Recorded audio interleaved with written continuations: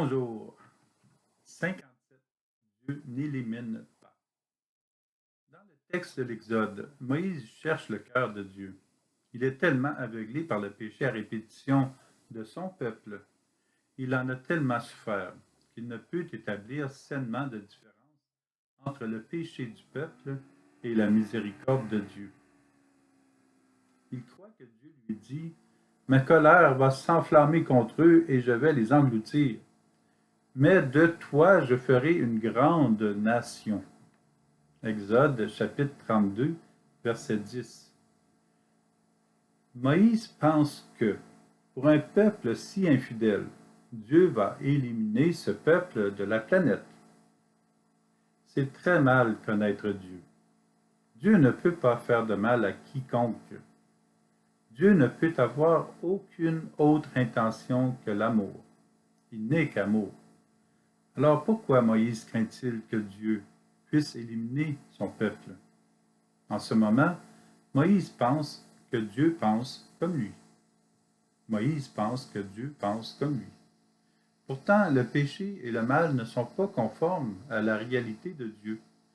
Ce n'est absolument pas possible que Dieu pense mal, quand nous pensons mal.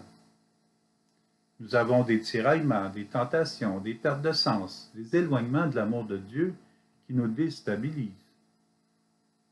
Ils rendent confus notre manière de penser et de comprendre Dieu.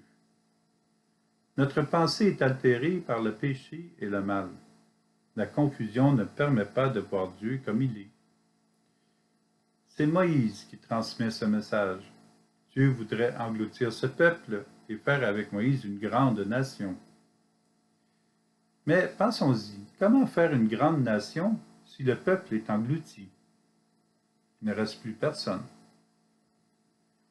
Dieu est amour, donc il ne peut jamais vouloir éliminer un peuple, même celui d'Israël. Moïse interprète que oui. Or, comment Dieu peut-il maintenant convertir son peuple? Dieu n'a pas besoin de convertir son peuple, puisque le péché va tellement engloutir le peuple qu'il n'aura pas d'autre choix que de se détourner du mal et de se retourner vers Dieu.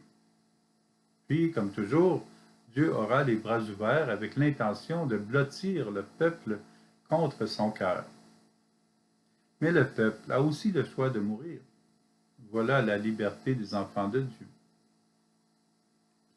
Mais nous savons, si un enfant tombe dans la boue et pleure, le parent va le prendre tout de même dans ses bras.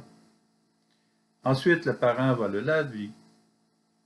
Dieu prend le peuple qui est dans la boue et qui pleure. Il le console et ensuite il le lave par l'amour qui émane de son cœur.